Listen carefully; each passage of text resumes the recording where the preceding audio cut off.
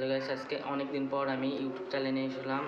আপনাদের বলবো সাইবার নিরাপত্তা, অনলাইনে হ্যাক থেকে বাঁচবেন কীভাবে। প্রতিদিন আমরা যে ফেসবুক চালাই, ইউটিউব, গুগল কিংবা অনলাইন ব্যাংকিং ব্যবহার করি, কিন্তু অনেকে জানে না যে পাসওয়ার্ড সহজ দেওয়ার মাধ্যমে হ্যাকাররা সহজেই বুঝতে পারে। সেই জন্য হ্যাকাররা আপনাদের তথ্য চুরি করে।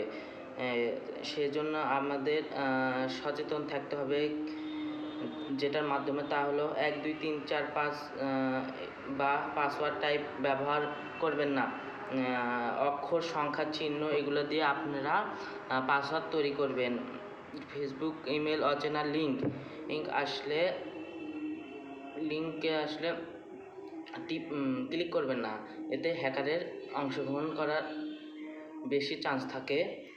ফেসবুক অন্যান্য অ্যাকাউন্ট